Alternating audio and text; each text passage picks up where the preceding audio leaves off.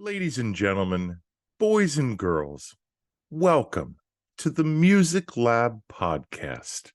My name is Dog, and I am here today with a talented group of musicians as we present to you Melody Trucks, Drew and Alex Fitzke, Hub Chasen, and Noah Gibney. Welcome, everyone. This episode is sponsored by RAR Outfitters, and as always, make sure to like, subscribe, and follow our social media pages and our YouTube channel. Let's begin the interview with having everyone go around and introduce yourselves and tell us the instrument you play and at what age you first started playing. Really got into like ethnomusicology and that type of percussion, mainly Balinese and Brazilian in college. So I've been doing this since I was like 16, 17 years old, and I'm not going to tell you how old I am now. Much older than the rest of the band. How's that? Alex and Drew, go ahead. My name is Drew, and I've been playing the bass guitar since I was in kindergarten, so about 6, yeah. My name is Alex, and I've been playing drums since the same age, 6. Noah?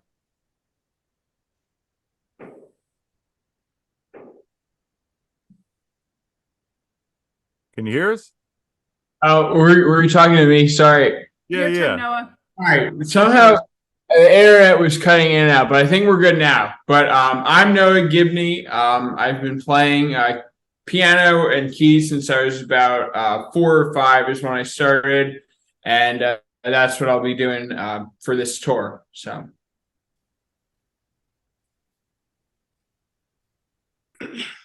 Cool. And my name's Hub Chasen. I've been attacking the guitar since I was about 12, and I'm 24 now, so about 12 years. Excellent. So, I want to know how your parents or a relative or someone in your life, how they taught you a life lesson that you applied to your music. Melody, you want to start? You want to start with me? Yeah. Well, we'll just kind of go the same order. How's that? Oh, wow. You don't have enough time on your podcast for me to actually answer that question in full. All right. So I guess I'm sorry. Okay. So my father was a musician. My father was the drummer for the Allman Brothers Band for the entire tenure that they were an entity. Everything I know about playing music on stage, I got from Dad. And the biggest lesson that he taught me about what it is to play music with other people, live music with other people, is don't be afraid to mess up. Playing live music is not about being perfect, because if all you're worried about is being perfect with every single note, you cannot find those musical landscapes that you've never experienced before. It'll be the same way every single time. You've got to allow yourself to expand past the notes you already know and actually communicate with each other on a deeper level than just an orchestrated piece of music. So that's the lesson he taught me.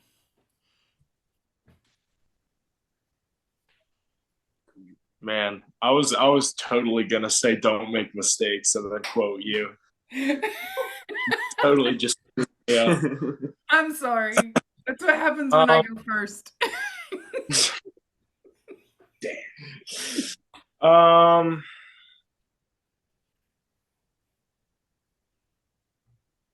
You loaded, you got something? Yeah, Do you have something? sure. You go.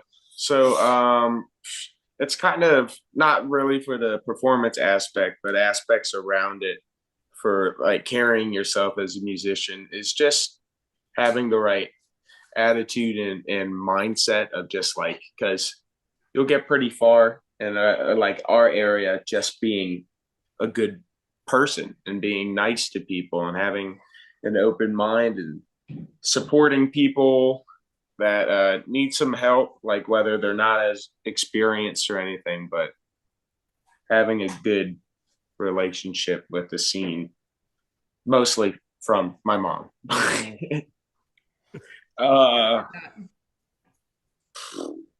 like to quote my uncle BJ in saying that that you always want to try to play your instrument like you. Like I've gotten like the comment like you play bass like a guitar player, you play guitar like a bass player, and it's you just play like you. And you always want to have an open mind with whatever you do, because music is just about the journey. It's yeah, yeah. For me, I'd say one thing that I learned from my parents is that to not be afraid of making mistakes or failing, or especially like not being afraid of the word no, or like getting some like form of like rejection or anything like that, just to like keep on moving forward and take up every opportunity you're given. So those are kind of some ideas that my parents have taught me and that I've applied to my music. So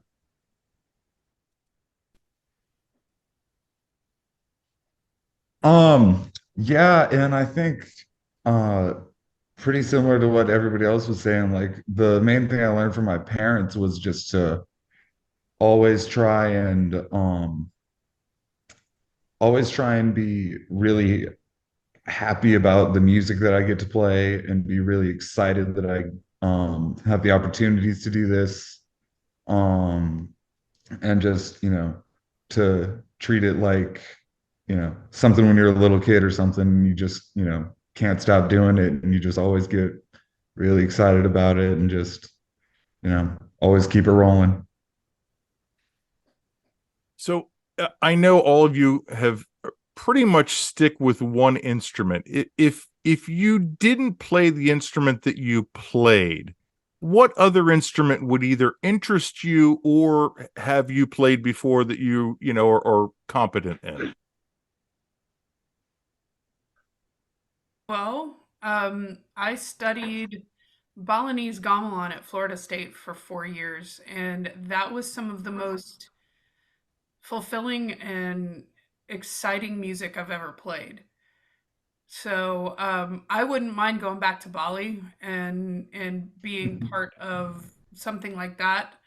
Or I was about this close when I was I think in my early 20s.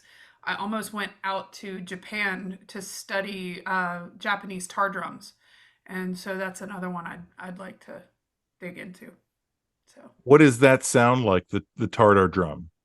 the tar drum, it's those. I don't know if you've seen the Japanese percussion ensembles that have like the massive like 10-foot drums, and they play them with like these big wooden sticks, and like there's a percussion ensemble called Koto, Koto, which is it's all these great big huge drums that I can't explain it other than it changed my life the first time I heard it. So I can't explain what it sounds like. It was just really cool. And there was a program where I could have gone and studied for like 2 years on this small island off the coast of Japan. And unfortunately, that opportunity was not something I was able to fulfill, but I've always wanted to possibly do something like that. So, Boys? I don't know. I really like playing bass. If I didn't play bass, I mean, I play a little bit of guitar, and I like playing it a lot, especially with like guitar harmonies and stuff like that. I think that's really cool. But I don't know. I've always liked harmonica. I've always thought that that's cool too. Yeah. Get you in touch with Isaac if you want to do that. Yeah. BJ started teaching me a little bit of that. Nice. It was great. Yeah. Okay. I know he's sitting next to me, but it might be bass for me because I kind of have this home of like pocket and groove and being in there. And that's the closest thing I relate to that's sort of similar to me, but you still get like, I don't know. I like the feeling of a song, so you can easily get, well, the groove is just bass and drums. So I'll just be on the other side of that. You guys remember what George said, right? Takes two. Mm. Two to make a pocket. So I was hoping you'd say drums and switch. Yeah. James Brown. What instrument are you playing? Drum. Yeah. What about you, Noah? Probably for me, it would probably, this is kind of a random one, but I think an instrument that I like played a little bit when I was around 3 was cello, and then I kind of stopped when I learned piano. So it would be great to kind of learn that instrument again. I don't know. There's just something about like the tone of that instrument and just like how close to the human voice it sounds that it would be kind of interesting to learn again. So.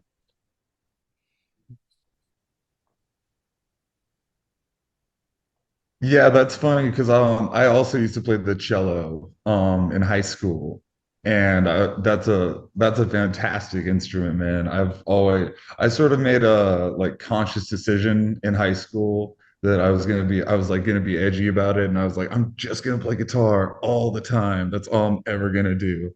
Um, which no regrets with that one, but I've always kind of wanted to whip it back out, start breaking into it again. But every time I've taken a few drum lessons every now and again, and I think my playing as a whole always blossoms after you get stuck behind that kit for a little while, start seeing the cracks pretty quickly. It's Melody, I don't think you could have ever envisioned that your band would have 2 former cellists in it. my son plays cello too, so there you go. There you go. That's awesome. So this question is for you, Melody, in particular, but it will lead then to individual questions. So Okay. I want to obviously talk about the Roots Rock, the revival. Yeah. It started in 2013. You guys celebrated your 10th anniversary this year, which is incredible. But talk about the vision and what it is, like what it was when it first started and what you feel like it is, today, or has that vision changed at all? Well, okay, so it's hard for me to say what the vision was because this was my father's thing. And I unfortunately did not get a chance to go to Roots Rock until after he had passed. The year that I went was the year like he had passed earlier that year. So it's hard for me to say if it's changed. Hub actually might be able to answer that question a little better because he was there before me. But I do know that my father, this was one of the things that in his life, my father was so proud of the fact that he started this camp. And every year he would come home just, you guys have got to come. You've got to come and see this place. You've got to come and see what we're doing there. And the first year I went, it changed my life. The second year I went, it changed my life again. And the third and the fourth, like every time that I go, I come away changed for the better. And every year, I mean, I know it sounds trite, but we can say it gets better every year. It does because it's different every year. Because the people who come, like you have, the people that are the staples of Roots Rock, like Hub, like Desiree Spinks, like Ryan Gregg. Like there are people that come every year and they have made such an impact on the experience because of the air of gratitude they have just for being part of it. And that's not only from the people who come to experience it, but it's also from the people who come to give the experience as well. Doesn't matter who you are there, we're all on equal ground, and we're all there having our spirits changed by the experience that it is. I can't explain it because I've never experienced anything like it. And the fact that I get to play a part in keeping my father's vision moving forward, I can't tell you how honored I am to be part of this. You know, I would not know any of the other people on this particular call if it weren't for Roots Rock, because they And that's a power enough. yes, That's a powerful enough statement right there, right? absolutely. So, everybody else, then, if you were a tour guide giving a tour of the facility and maybe not a tour guide, but just someone that's public relations for this event, how would you describe it to someone?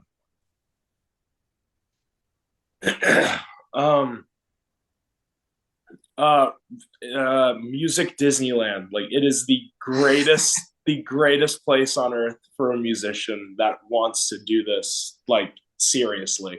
It is incredible. Yeah. I like it. What you got, brother? I'm sorry. No, go ahead. I was going to say, for me, it was actually my first year at Roots Rock. It was like just an eye-opening experience. See, like I remember the first day I walked in there and I was like, oh my gosh, everyone's just smiling. I have never seen any place like ever where everybody is smiling and just so pumped up for the week. And it just was truly like I've never ever experienced anything like, and it just impacted me so much, and I learned so much and just had like one of the best times I've ever had. So very grateful for all the people that started this program, and I definitely will be going every single year they have it. So The ringing endorsement, right? How about you, Hub?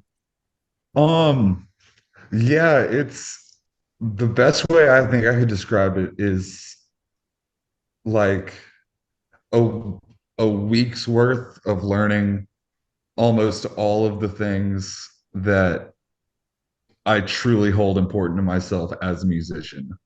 Like there's all sorts of avenues to go about learning how to play your instrument and how to play maybe like a certain genre or a certain type of thing. But this camp is very cool in the way that it teaches you about how to like interact with other musicians and again teach you how to it almost I think teaches you how to like get excited about like playing music with other people and like um and the most important lesson every year I think I keep coming back is always listen to people as much as you can. And I've been working on that every single year I come. And, I've made so many friends up there and I get, I literally, I moved into Atlanta, Georgia this past weekend with a friend of mine, named Danny Tricaro, who is another fabulous guitar player who I met a couple years ago up at Roots. And a couple of our friends came down from Nashville today to visit us that I also met at Roots several years ago. So it's really crazy the way, uh, the way it kind of spider webs into, every other part of my life. So what's the plan while they're all down here then visiting you? Like, you guys? Oh, we're having a party, man. We went down to Macon the other day, had a little, paid tribute to Dwayne and Butch and Barry and Greg. And got some good food around the city and we've been having a great time. That's great. That's great. So Alex, go ahead. You didn't get to say. Oh, yeah. Aside from music in this place, it's really cool because it's this sort of atmosphere where like, because I don't know, when you're in like your home state or just like at home, it's hard to, you sort of get lost and trying to find like people that do what you do with the same mindset. And then when you get there, everybody's like that. And I remember my first year, I went there, and it wasn't until I came back and somebody said, or somebody out in public, like said something bad about someone else, that I was just like, I haven't heard this for an entire week. It was kind of crazy that I didn't hear like one single like negative comment. It was all positive, and it was crazy. And it's good for a person, even aside from music, to be around that. It is one of the most patient places I've ever been. Explain how so. Regardless of whatever your playing style is, whatever things you have going on in your life, like everybody's just there to like make sure that you're cool and everything's cool, and it's the best. So how does the Full Moon Resort, how does the place and venue itself, how does that lead to this whole like event? You know, and each of you can go around. Go ahead and start with that, Melody. Okay, so Henry has created such a beautiful space for this to happen. Okay, the Full Moon Resort, you can feel the magic in like you're in this area up in the Catskills. You're kind of like on the side of a mountain, but it's kind of like a little valley on the side of a mountain, and you've got the cabins everywhere, but the centralized spaces. There's what, 5 or 6 different like spaces where at any point of the day or night there's music going on, people playing together, different conglomerations of campers and instructors all together playing music. During the day there's classes, but then at night there's a concert by the instructors right after dinner, and then everybody breaks off and plays music until they make us turn everything off. So it's literally like 20 hours a day there's music going on in this camp, and it is in such a beautiful space. The Full Moon Resort is absolutely breathtaking, and Music Masters Collective, which is Henry's company that basically puts on all of these camps. Roots Rock Revival is just one.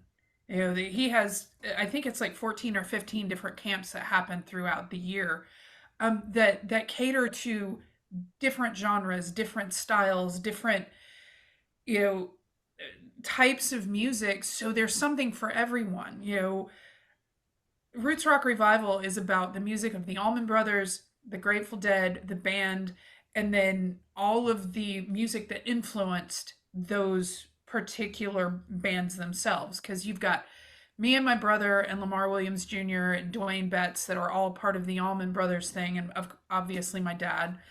Got Amy Helm, so her dad Levon was in the band. We've had Graham Lesh, who his father Phil Lesh was part of the Grateful Dead, and then we've got the North Mississippi All Stars. We've got O'Teal, and so that American roots music that is where jam music kind of came from. So that's what we're about. But you've also got, I mean, I think they've got a new one coming out that's going to be music of David Bowie, and you've got, you know, Three of a Perfect Pair, which is King Crimson, and you've got songwriter stuff, and like there's so many different ways that you can tap into what Music Masters Collective is doing, and it's so inspiring what Henry has created, and just to be a small part of that. And the space itself is breathtaking. So yeah, I mean, you can't help but just have an amazing experience there. So, sorry, that was a long answer. Oh, you're fine. Go ahead, Drew. No, I think it was perfect and comprehensive. I don't think that I don't know. Like growing up, I just like moved very fast, so I don't think I ever like stopped to take anything in. Like, wow, this is like incredible. Until like I got to Roots for the first time, and I was just like, oh my god, like this place is insane. Like I rode up with Melody this year, and we were listening to Inner Visions by Stevie Wonder, and there's a lyric in Visions that says, but how could a place like this exist so beautiful? And I turned to her and I was like, that's Roots. Like it is a perfect place. It's just a perfect place. That's it. Yeah, that's it. There's nothing else to be said. Yeah. I would say that whether it's like jamming or songwriting, I feel like being around nature can heavily impact when like what you're writing or when you're jamming.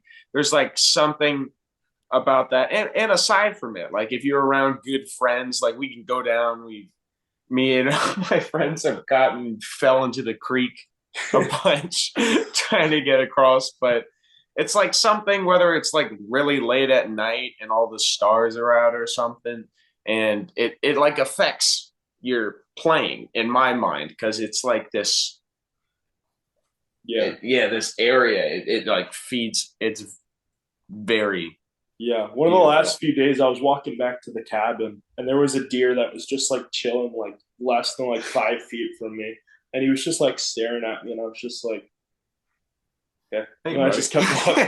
Yeah, there's bears, there's all sorts of wildlife. It's beautiful.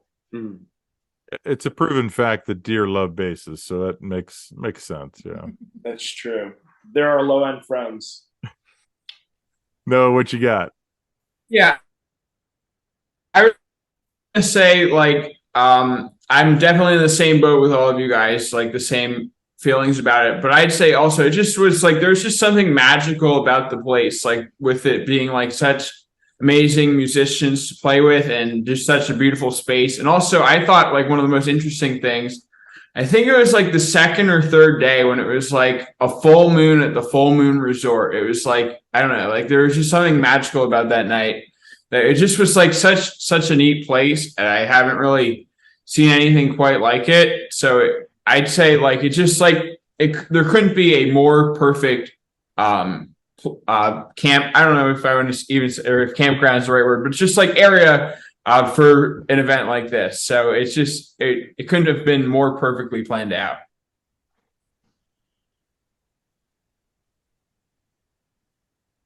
How about you, Hub? Well, I noticed the word that everyone seems to be bringing up for it is magic, and that's a tough thing and feeling to describe. And it can be very broad, but I think it's just something about being, like everyone said, away out in nature, away from our phones a little bit more, away from,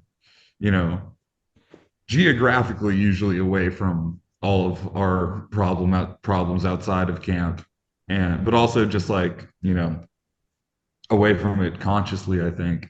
And when you're in a place that's as beautiful as the Catskill Mountains, with people you care about so much, as we all do for so many other people at this camp, combined with doing something as cool as playing music with everyone else, when all those things kind of come together, when it's 3 a.m. and you look up from playing a song and the moon is reflecting across the creek that flows through the middle of the camp, that's a pretty magical experience, and there's just several of those throughout the week, most of the time, I think.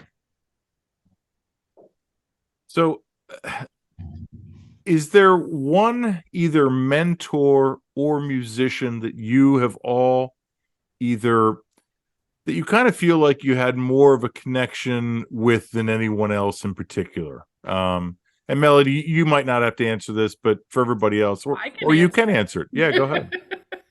I can most definitely answer that. Yeah. The first year I went, like I said, it was the year that my dad passed away. One of the things that's so wonderful about Roots Rock is it's inclusive. Everybody that's there is there to have the same type of experience. And within the first year or two, I got plugged into this network of women that come as well. So, I don't want to get into the whole like gender thing, because to me, music has no gender. But there are some incredibly powerful women that come to the camp.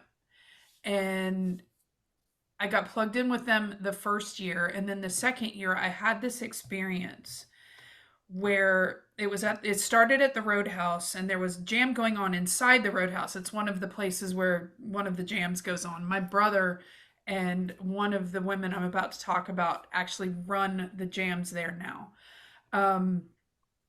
But we were outside, and there was this picnic table outside, and it was 5 of us that were just singing a cappella with each other. It was me, Desiree Spinks, Arlie Kinchlow from Sister Sparrow, Shane DeSena, and I believe the last one was Callie. But anyway, we were just singing a cappella together for like 3 hours, 2 or 3 hours. And then we left there and went down to the yurt and took the yurt jam over. That's the one that's down by the creek that like they all keep kind of alluding to it, but haven't actually said that the yurt is like the magic. Like that's kind of where a lot of the late night magic happens. But just to be able to plug in with these unbelievably powerful female voices, it's something that moved me to the point where I've never been able to forget it. And we're also like talking about possibly putting something together with those particular voices and maybe doing a project someday. We're all still touring, so it's hard to say when or if that will ever come to fruition, but good gracious, I would love to have it happen. So that's me. Gotcha. Your turn, Drew. So not really with my instrument, but there was this instructor at Roots named Melody Trucks that was pretty cool. And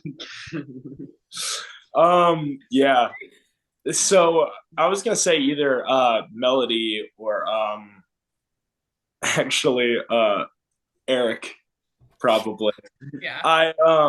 There was a good solid amount of time that I spent hanging out with Eric outside of the Roadhouse, just talking about like King Crimson and Alice in Chains and Colonel Bruce and all this music and stuff. And yeah, it was great.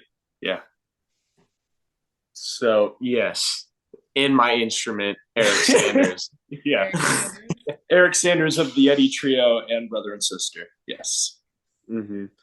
He was just, it's so funny sometimes how good he is that you'll just like, I don't know, walk into a lesson and he'll, in like a good way, he'll go from teaching technique to be like, here's why playing in 7/8 isn't hard. And then like do all these different time signature stuff. He's insane and a really nice person. And honestly, I think he first hit it off with our mom probably talking. But those two are Shout out, Mom. Shout out, Mom. Yeah. But Eric Sanders is definitely a gem of a human for sure. Yeah. How about you, Noah? Probably for me, all the keyboard players there were just such amazing people. Probably for me, it's like a 3-way tie between Ryan, because I heard so many great things about him before coming to the camp, and then just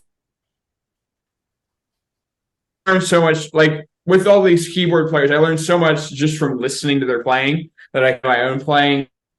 I definitely connected with him, and then also Peter Levin, who was another keyboard player there, who is currently the keyboard player with another Allman Brothers family group, Trouble No More. I think I'm correct on that. And then finally would be Jojo, who is the keyboard player from the jam band group Widespread Panic. He was just such a nice guy, and for the day that he was there, I just connected very well with him, and I learned so much from hearing him play. And then because he just had a master class the day he was there, where it was literally just him sitting and singing and playing some like old New Orleans style music, and it just was mind blowing just to see how like all the different instrumentation was like in his left and right hand playing. I just learned so much from all those guys and all of their techniques.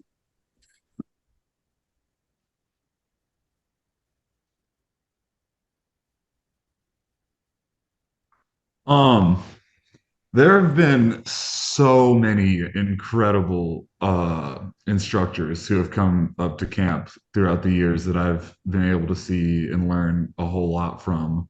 Um, Roosevelt Collier has been up there and done incredible things that blew my mind.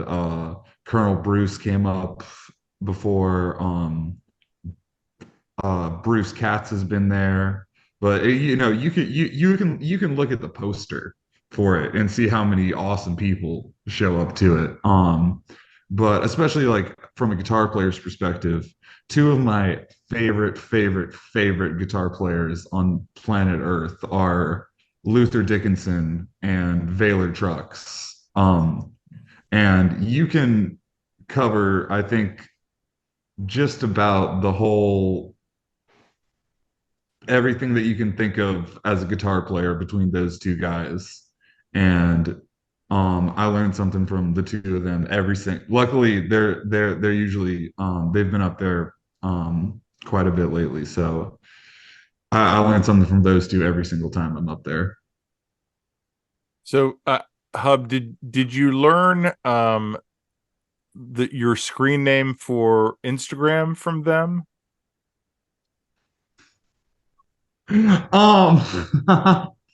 I don't remember where my Instagram name came from. I think it's a Rick and Morty joke, actually. Yeah. Okay. For everyone out there, share with the audience your Instagram. Oh yo, feel free to follow me. At Hubbalubba Dub Dub on Instagram. Hubbalubba Dub Dub 2, because the first one got hacked a little while ago. But Oh no. That stinks. And I love your line, less Bitcoin and more Steely Dan. That's yeah. That was, I got the last Instagram account got hacked by a Bitcoin miner, and he tried to get me to buy it back with Bitcoin, and I had to let that one go. But I stuck it to him with the new caption for sure. There you go. Yeah, that might be caption of the year, my friend. Thank you. So for those of you who write songs, are you more of a lyrics first or notes first? And then what have you learned about songwriting since you started that has made the process more rewarding? Wow. I am a lyricist first, for sure. Mainly because I have a story to tell, and the tone of the lyrics is what sets the tone of the music itself, and not vice versa. That being said, I am working with someone else who has given me some tracks that they've already cut that I'm writing to.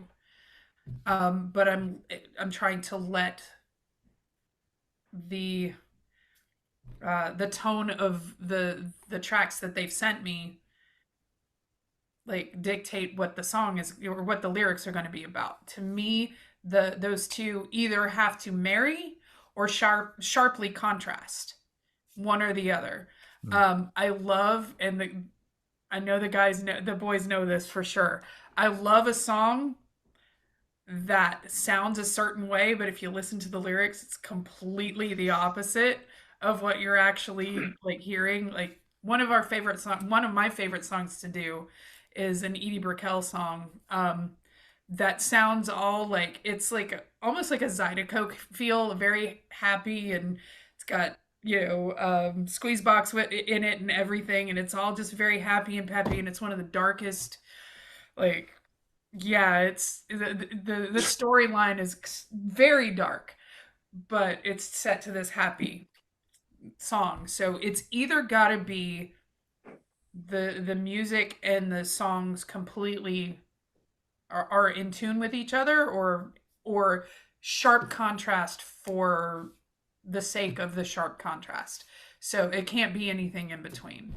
But for me as a songwriter myself, the story comes first and then the music comes after. But I know that there are other people who are completely the opposite. So that's me. Yeah, we can answer together. So I when I write songs by myself, I'm usually just like fiddling around with a guitar or something, and an idea comes into my head. I write a melody later, and then lyrics. But most of my songwriting's done with him. Mm-hmm. You want to talk? So, not saying it's probably subject to change as I improve as a songwriter, but right now, most of my songwriting is music first. Just because, and if I have a specific message, it will flip, of course, because that's what I want to portray the most. But like through certain like jam vehicles or different songs that we play, that I often find that as kind of the story I'm portraying, it's different every night. So, and yeah, we'll write it together, but for right now, mostly it's music first because, well, we're playing the music. Yeah. And but yeah, definitely lyrics are still an important part of it. And sometimes we'll write something and find the meaning of it afterwards, because the music will either affect the lyrics or the lyrics will just come to you and you'll find meaning in them after the song is written. But yeah. Okay. How about you, Noah?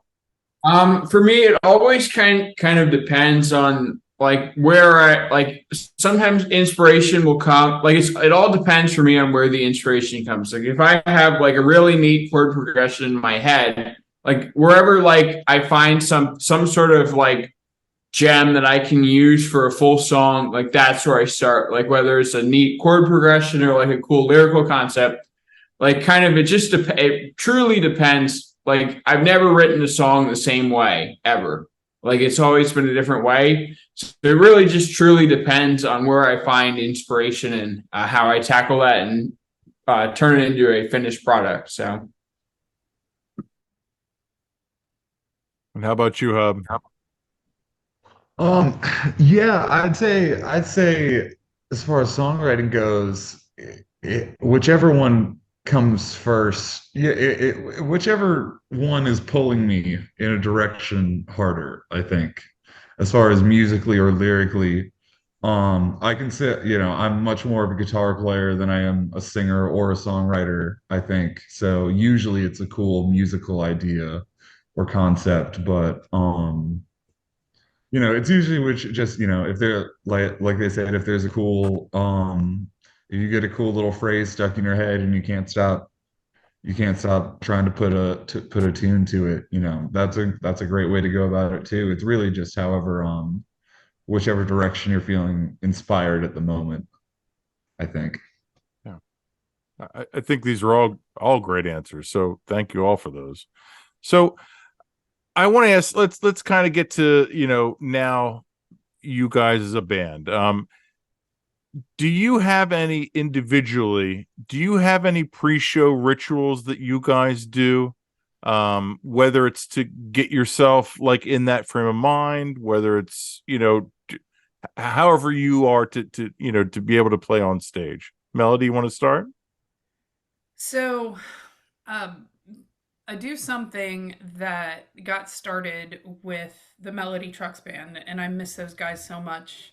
The pandemic kind of pulled us all apart and put us on different paths. But there's a guy, his name is Wes Brook, and he's now over in London. His wife, the woman that he married, is actually from the UK, and so they're over there with their son now. And but he started something the very first time that the Melody Trucks Band ever played, and it was just a gratitude circle. Like everything in my life, I try and go back to being grateful just to be able to do what I'm doing. And basically, we just get in a circle, hold hands, and get our minds right for what we're about to do. Being grateful for where we are, letting any negativity go, connecting with each other, because if we are not in the same headspace before we walk on stage, we're definitely not going to be there while we're on it.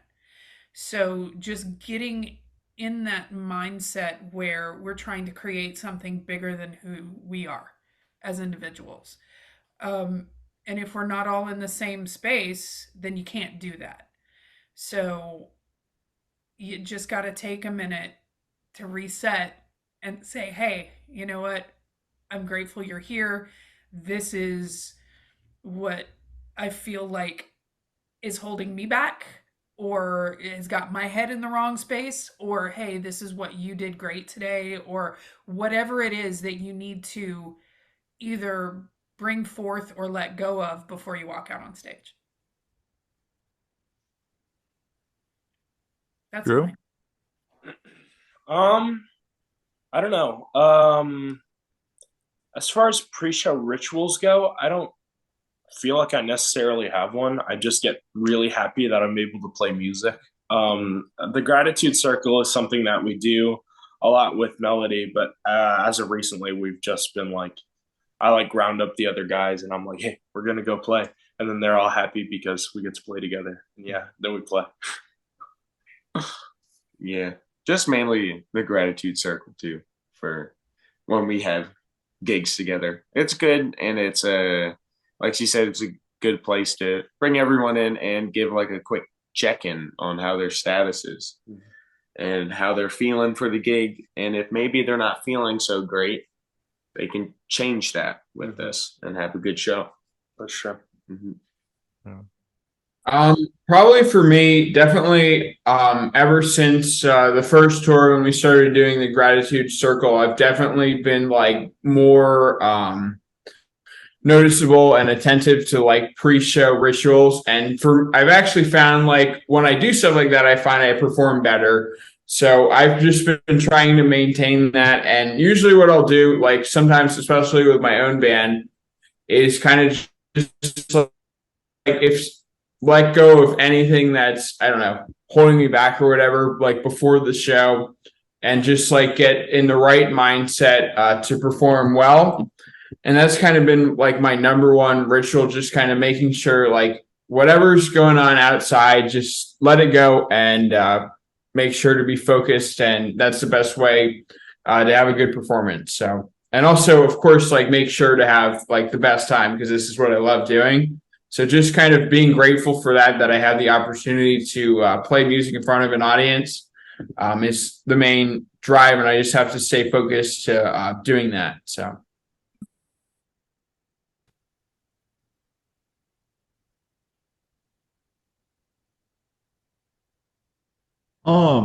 I've never had much of a pre-show ritual or anything like that. I think it's more of just like um like everybody said, just like a mindset of getting excited about having the opportunity to do what we're about to do, and just doing whatever you got to do to sort of have yourself be ready in that moment to like walk out on stage and, really make the most out of it and really enjoy it. Because, if you've got something that's, weighing you down, wherever it's weighing you down, that can show up there. That can really lay some pitfalls out there for that you might not notice, until you get stuck in it.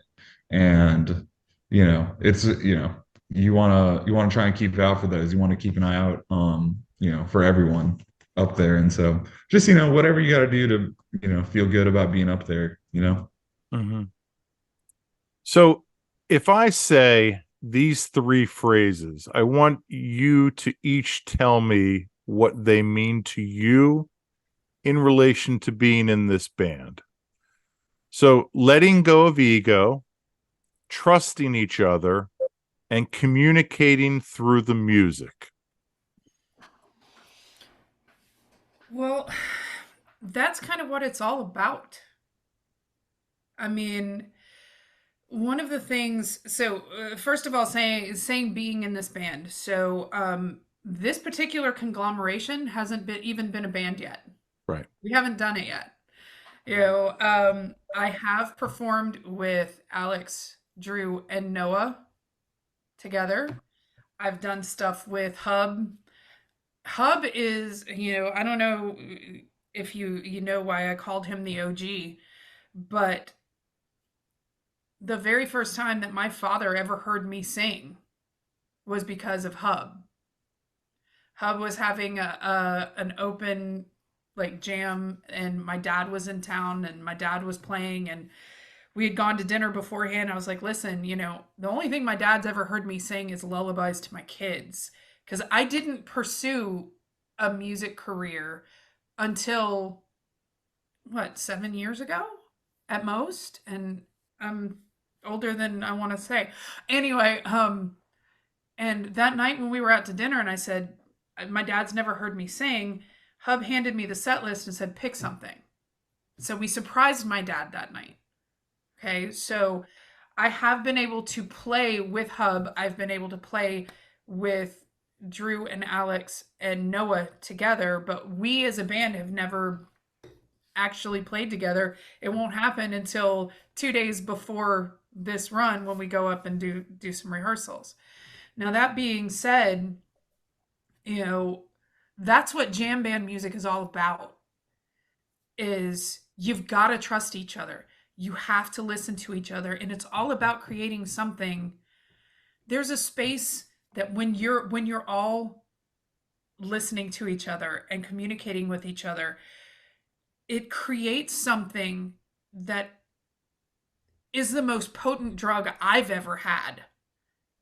And it's what keeps me coming back to that stage, because you can't get that with anything other than music. You cannot connect on that frequency with other people in any other way that I've ever found. And it's bigger than me. It's bigger than everybody on this screen. It's like, and it's what my father was chasing his whole life. It's what every musician who has ever played, that it's when it's not about them being on stage, when it's actually about the music. That's what we're all chasing all day, every day. That's what we're going back to. And when you find it, that's when people cry. That's when not just the people in the audience, but the people on the stage. Like, there have been times that I haven't been able to hold it together because something so powerful is happening on stage that I can't contain it within my body. And so all three of those particular statements are all part of that frequency that happens when you really tune in with each other and truly trust each other. And that's what we're all chasing all day, every day. Yeah. So how about you, Drew? Top that. No, that's not what this is about. I know. No, you said no egos. Yeah, letting go of ego, trusting each other, and communicating through the music. Okay. So, I actually, so for example, I've done tours with Noah and I've played with him quite a bit. I trust him with the music for sure. Yeah. Yeah, yes, I do. I actually have not spent that much time like talking to Hub. We've like hung out a few times at Roots, but we played this one mountain jam at Be careful what you wish for. yeah, no, it's fine. No, trust me. We played this one mountain jam at the barn that went on for like 45 minutes, and I got to know Hub really well, like very, very well. And when it comes to stuff like that, you have to let go of ego. Oteil said this thing that the Colonel taught him, that whenever you're playing, you have to just be as you are. It's like standing on stage naked. That's what it's about. And he said, you're not good enough to lie to me, so tell me the truth. So you got to play exactly what you're feeling, because no one's going to be able to play that Sistine Chapel of lies. So you really are communicating on the purest level without any ego, if you're doing it the right way.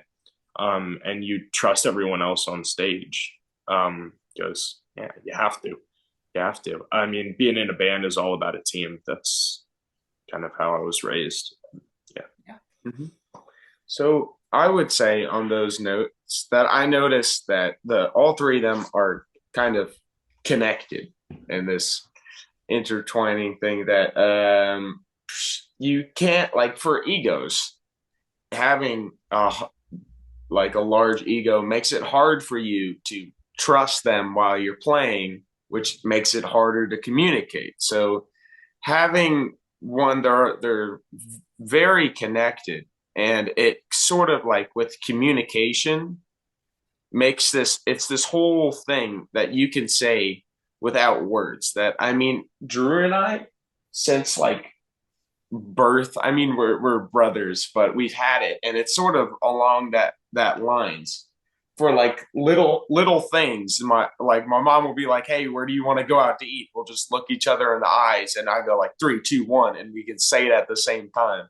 I mean, I've known it my whole life, but it's like things like that, where that's like the quickest way you can get that from someone else, is you can look, and you know what that look means. You're going to a different place, and trusting that if you're in the middle of a jam and somebody goes someplace and it doesn't quite work out, that you're able to adjust, and that you trust that they can get it back in.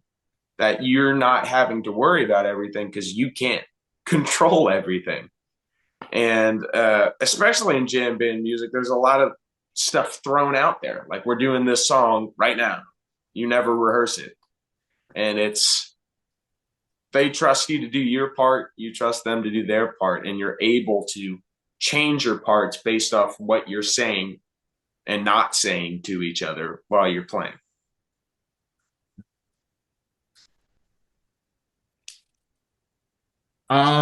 I'd say those three things that you said, like, or these three variables for band: ego, communication, and I think you said trusting each other. Like, those, in my opinion, are the three things that make or break a band. Like, that's seriously, like, if one of those puzzle pieces is missing, then that's really bad news for your band. And I really feel like that's what playing with Melody Trucks and the Fitzke Brothers. That's why we are in my opinion, we're really successful and all play very well together, is because we all agree with those kinds of ideas. And I would say, like, it's like, especially with this group, it's all about like being a part, or especially just with any band, is a part of being a part of something that's bigger than yourself. And I feel like that's like one of the most important, like, life lessons, is like, to be a part of something bigger than yourself kind of teaches you so many things that, like, if if you had an ego and were isolated, like you'd never know. So in my opinion, like a huge success would definitely be having those three things. And if you don't have like one of those three things, then it's really hard to find success. So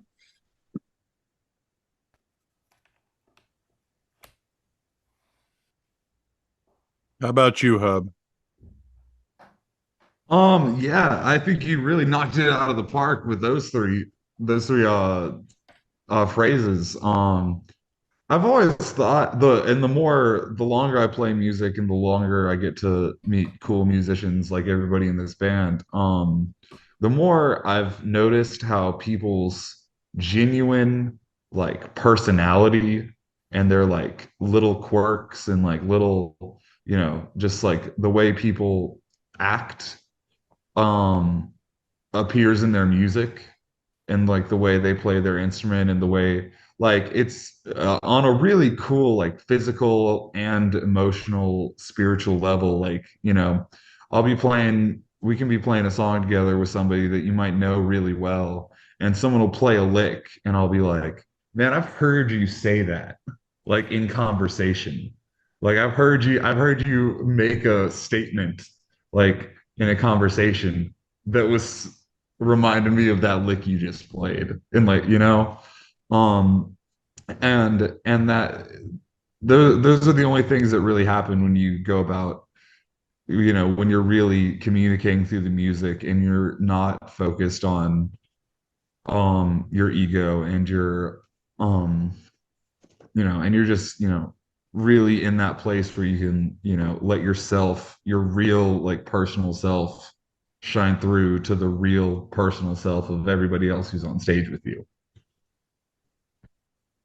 So let's talk about these upcoming shows. So I want to know, because I'm going to be at the November 12th show, what should the audience expect to hear when these shows take place? And of the songs on the set list that have been kind of talked about, what is individually your favorite song that you guys are going to play? Well,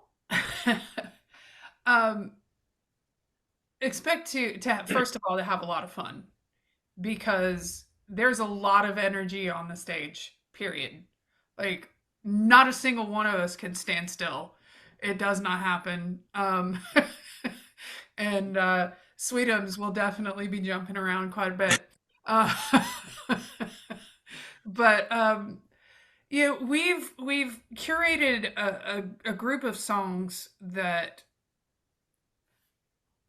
it's comprised of music from my past, all of the music that we talked about that comes through roots rock, things that are influenced by those types of that were the influencers of those types of music, plus our own originals. So I know that I've got a couple originals, the Fitzkeys have some, and then the next we needed to bring in Noah and Hub, and the more that we can, you know, show our own true music styles, the better the experience is going to be. Um, I mean, when I say that I have a favorite, um, that's a hard thing to say, Mhm. but at the same time, what seems to be everybody else's favorite that I do is the song I wrote about Dad. So it's called Freight Train. That was my dad's nickname. And that seems to be a crowd favorite. It's a song that I wrote shortly after he passed. It was cathartic for me, to be able to write about who he was, not just to me but to the world. Um, and I've got another song that I'm working on that is similar but different. But anyway, um, along the same lines, but in a different. It's a different idea. But anyway, so that Freight Train is the one that seems to be everyone's favorite. So. Alex, Um, you start this time. Okay. Go right ahead. Okay. Yeah. The set list is very diverse, which is great. It's not like you'll get a few brother songs, but it's not like we're relying on it. But yeah, I gotta say, probably one of my favorites that we do. It's usually either our ender or our opener, but it's between "Got to Get Better in a Little While" by Derek and the Dominoes, because whenever we play it, it's just kind of kicks in from when we start jamming on it. That like, all right, this is a like I call it a melody show. So it's like a little bit, it's better than my regular shows. And I'm like, it helps get me excited. And then the second one is usually an ender, Southbound for from the brothers. And honestly, it's cousin Noah. Noah always represents on that song. And it's so much fun whenever, because we take our turn soloing, but there's a little nudge into Noah because people, that's like a point where he can really go off, and people don't really hear that throughout the show because he plays his parts right, and he doesn't have a huge ego of soloing all the time. But when he does, it's really fun. So It's the first Allman Brothers song I ever heard. Like it was when I was about 7 or 8, and so my dad has had, like, his whole life has had an obsession with VW Volkswagen buses, and like I remember that was like one of the first. He got one when I was in about first or second grade, the one that he has currently, and like I remember like driving home from the place, and all of a sudden there was that riff, like the da da da da da da, and I was like, "What is that?" Like it was like total ear candy for me, starting to be a keyboard player. And he was like, "That's Southbound by the Allman Brothers," and it was like that instantly hooked me on this kind of music. So I think that's probably why this song resonates with me so much. So That's funny. We actually get to play one of, if not my favorite Allman Brothers tunes, "Come and Go Blues." I don't know why that song hit so hard. I saw the Family Revival December 8th, 2021, which is Greg's birthday. So they did a 3-hour show, and it was crazy.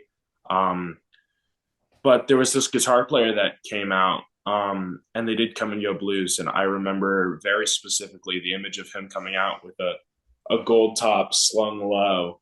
And I've never heard that song before that, and I was just like, this is what I want to do. Like, this is crazy. Like this genre of music, this song, this is everything to me. So yeah. Hub, how about you, man? Yeah, the set list rules. There, I didn't have a whole lot to do with it. You know, it's a whole lot of, it's several melodies, original songs, and I don't even know. Andrew just texted me one day and was like, here's the set list, made a Spotify link for me. So I just listen to it most of the time. Like I just like it's really good. But a whole lot of diversity, a lot of tunes I didn't even know. I'd never heard before on that. Like the Ween, I've never heard that Ween song before. Oh, I love that Ween song. Dude, it's so good, man. So great. Yeah, dude. So, there's a whole lot of cool stuff on there that, I'm super excited about. It's hard to pick a favorite, like the Allman Brothers stuff is super fun. That's my favorite music I've ever heard.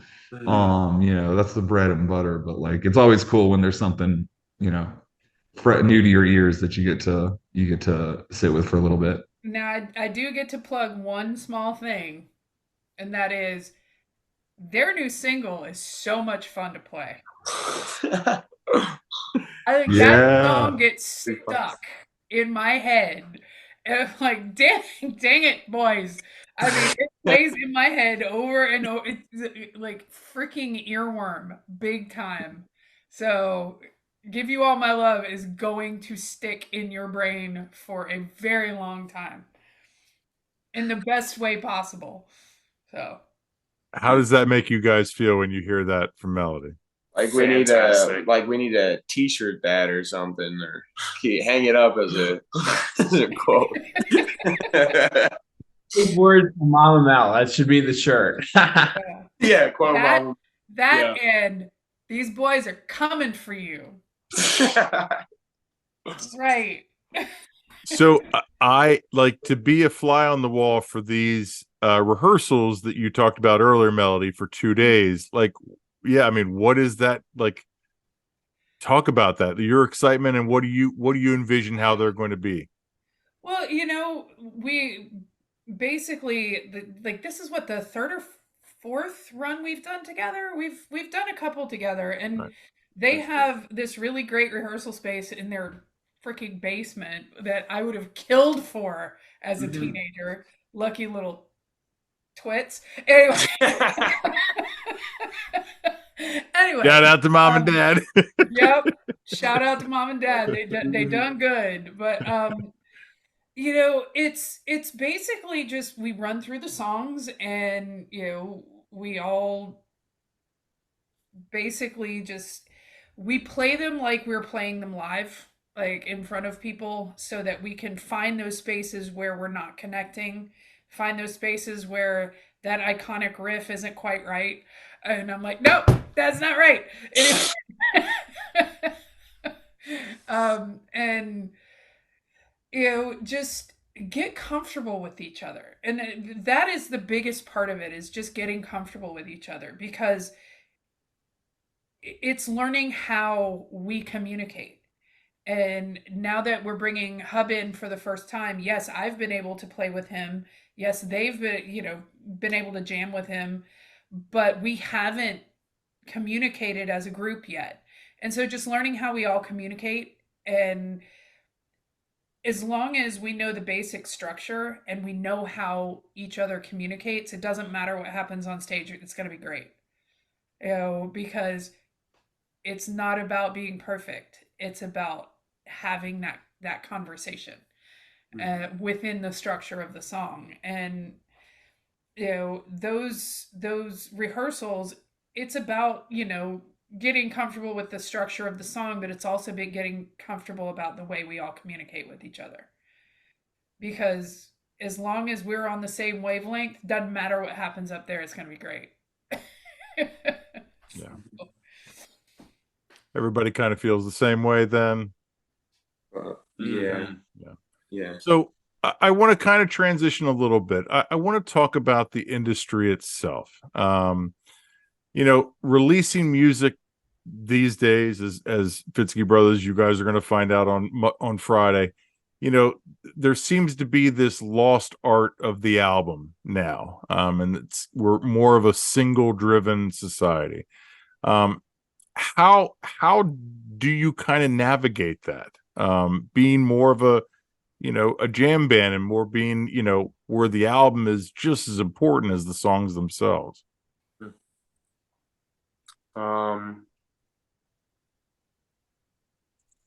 I'm not sure. So I kind of take like so Alex and I kind of came up in like punk rock and that sort of thing. So I like to take like what some of those alternative artists do, like Foo Fighters or the Chili Peppers. Like they write the songs and then they jam and kill it live. Or I guess as far as Give You All My Love goes, it's more kind of suited to that. Record short, play long. Yeah. But yeah, it's a good. Well, we like to have the album as like that's what we want, and we'll put it out there. But we do throw some. The plan is to throw some singles out beforehand, like gauge interest and that sort of thing. So when the album comes out, it gets a nice reception. But yeah, very much so.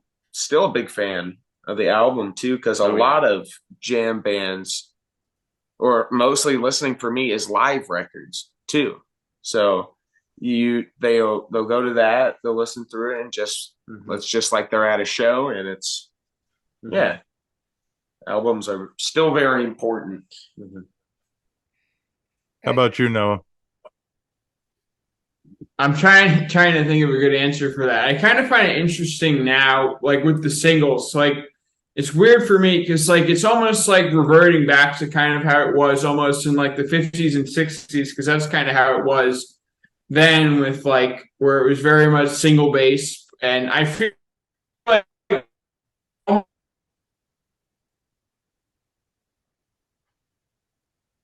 We lost him.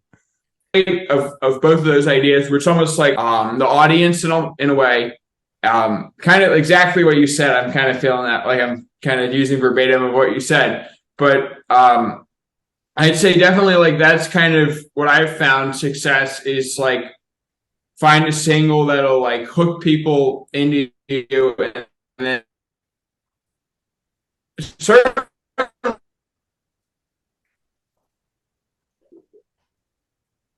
I mean, I love full album. Like especially now because it's like people's attention spans are just so short with like the TikTok and just like scrolling through to the next thing. So if you can find something that'll hook people to discover more of you, I think that's the way to succeed. Melody, how about you? Well, I'm kind of old school. And which might be a detriment to my own career because I don't put out singles that keep me relevant all the time. There's one of the things that people are doing now is they don't wait for the full record to be done. They put out a single, and then because it keeps them in people's minds, it keeps them in front of and they're constantly relevant. Whereas I'm currently working on a concept album, which there's no way I can put out singles because then it just takes away from the entire concept. So, but I also have people who are like, when are you going to put out something new? So it's like, Yeah. But the concept album I'm working on, it's not something I can rush because it's autobiographical. And I don't want to just toss stuff out there just to be relevant. I want the next project that I put out to be the concept that I have in my head. Um, but like I said, that might be to my own detriment because I'm not staying in front of people. I'm not, other than, I'm touring, but I'm touring with stuff that I recorded in 2018. So it's like, there's both sides of the coin for that. Yes, it's like being in front of people and staying relevant is one thing, but when you finally do have that concept that you've worked so hard on for so long and you finally put it out and it's exactly what you wanted, it's got the impact that you wanted, which I feel might take me further than if I was just putting out a single every couple months. So How about you, Hub? Um, it's definitely interesting the way the industry functions and flows because, I think what Noah said, it sort of feels like, one of those times where you look back at the 60s and it's very single driven. And then, the Beatles come out and there's, this whole album, big, all these big, great albums start coming out, um, and that sort of seems to be the fashion for a little while. And then you get to like the 80s like that, and that feels like getting like a little bit more one of those single driven times. There's like these big like pop hits going around and whatnot. And so it's really, it's hard to put it's hard to predict where things like that are going to go. And I think it's one of those things where at this point we just need to, it's more about just if you want, if your MO is putting out a good single every couple of months, and if you can consistently do that, I think that's swell. But I think if you're in a position like Melody where she wants to put a lot of effort into this one big project and really get across what that means to her and what, like, this whole amalgamation of things is, then I think that's equally as important, and that's takes a whole lot of work to get that done. So there's two ways to look at it. So whichever side of the seesaw you end up on, You just got to make it work for you. Yeah, and I think Melody, you can probably speak on this as well. It seems like nowadays, bands have to tour and then they record music, where before it was you record music and then you tour. Is that true, or is that? Yeah, that's definitely true because the idea of making music or making money off of recorded music, like the whole royalty structure and so that's kind of for right now it's a thing of the past. Um because of things, basically because of streaming platforms. And streaming platforms are a double-edged sword because I can get my music to the masses myself that fast. Okay? I can personally do it. I don't have to have a a recording contract. I don't have to have, you know, A thousands label. of dollars, millions of dollars behind me behind a label. I can do it myself, right? But that also means that I got pennies, less than pennies for a stream. Like percentage, small percentage of a penny for a stream, right? So I can do the grassroots work myself, which is what I'm doing, and which what these guys are doing is, you've become your own producer, you've become your own distributor. You find something like CD Baby or whatever it is, some distribution model that gets you out there, and then you have to plug yourself. Okay. Before it was you get signed, you get, a record deal, you make a record, they release the record with millions of dollars behind it, and then they send you on tour so they can make their money back. And that's just not the way it is anymore. So while it does make it easier for us to get out there and get our music out there, it also puts a heck of a lot of the onus on us to promote ourselves and to work for ourselves. I mean, I'm the CEO of my own company. You know, I am the CEO of Melody Trucks because, I'm the one who's getting my merchandise done. I'm the one who's doing my own website. I'm the one who's like, and they're going to have to do the same thing because unless you're really lucky, you know, they're not going to put millions of dollars into you unless unless that lightning bolt happens. And it used to be the same way. It's just we don't have to have the lightning bolt anymore to get ourselves out there. But you got to hoof it for yourself, and a lot of people think that because I have the name that I have, that it's really easy for me. It's not. The only thing my name does is when I'm trying to book a show, a venue will see my name and give me a look before they look at somebody that they don't know. Other than that, I've got to get people in the venue. My name doesn't do it. You know, I've got to be good enough to where if they come once, they want to come again. It's this industry is work. It's a lot of work. And you've got to believe in yourself and you've got to be willing to do the work for yourself. Period. When you guys hear her say that, what do you take from that individually? Well, I agree. Fair enough.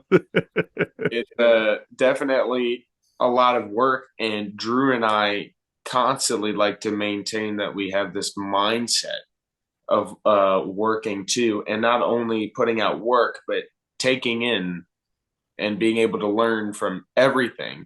Mm-hmm. And I will say, kind of going back to the rehearsal thing, that I was super glad because we had this mindset that when Melody would come down for rehearsals, that she wasn't passive, that if someone was wrong, she would tell you that. And that's what I loved, because it would make me do my job better, and it would make the entire product feel better. Mm-hmm. And it's, yeah, definitely like grinding like that in practice and with the other aspects, like getting your music out there, merch, promoting the shows. Mm-hmm. yeah, it's a lot of work, but Yeah. And having to do the social media game too, which is, just so, it's just so empty. Right. You can say it that way, but you can also, like, if you think back to 30 years ago, those avenues weren't there. So while you can say it's empty because you feel like you're putting all this out there and you're not getting a lot in return, think about the alternative, where, as in 30 years ago, you had to hope that somebody was going to be willing to put money into you so that you could get out there and do something. And you don't have to do that anymore. You have to be your own advocate. You have to be your own promoter, your own publicist, your own social media person, your own merchandise person. You have to do it for yourself until somebody else goes, you know what? They've done the work. Now we're going to do it too, because we see that they're worth investing in, right? So the game has completely changed since my dad was in it, since my dad started in it. It's like, you're not sitting there waiting for your big break anymore. I mean, look at literally the biggest star on the planet right now started with herself on a freaking YouTube channel. And I don't necessarily love her music, but good God, you cannot argue with her star power and with how well she has curated her entire brand. Right? And that's one of the things, like, I talk to the guys a lot about the music industry, what it was like when my dad first started and what it's like now. Okay? And the thing is, when you have decided that you're going to get out on this stage and you're going to be a performer and that's who you are, the moment that you do that, you have ceased to be a person and you are now a brand. And everything you do on social media, when you're out at your shows and when you're not out at your shows, because everybody has a camera, you are that product now. Okay? So everything you put out there is part of the brand that is you as a person, you as an entertainer. So don't put your personal stuff out there. Don't go out, like, always take the high ground. Always make sure that you're doing things that, like, imagine you're a bottle of ketchup on the shelf. Why is somebody going to want to put their money towards buying you as the other 15 different brands of ketchup that are right next to you? How are you going to present yourself to where people are going to want to put their time, their money, and their effort into what you have to do and have to say? Because that carries over into your music. Absolutely. Into your performances. Everything you do, because it is so easy for somebody to snap a picture, put it on social media, and that's it. Yep. Period. But it's also really easy for somebody to take a recording and say, look how great this is. And then somebody else sees it, and then somebody else sees it, and then somebody else sees it. As quickly as that bad publicity can get out there, that amazing publicity, you can go viral like that and not even realize you've done it. Right? So it's all about how you carry yourself. It's all about how you present yourself. It's all about being who you want to be, and then just walking that walk. It's not, and if you're doing it right, it's not an act. It's just who you are. Rant. So, ladies and gentlemen, those three phrases that I spoke to you about earlier, you know who said that? The lady on the screen. You said that in an interview. And I just thought it was so poignant, and I wanted to, I wanted to get their opinion on that, but not let them know that you were the one who said it. So I think I've heard that before. It did sound familiar.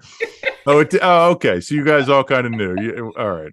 Yeah. Well, I have a tendency to talk a lot. Especially when I spend 8 hours in a car with somebody.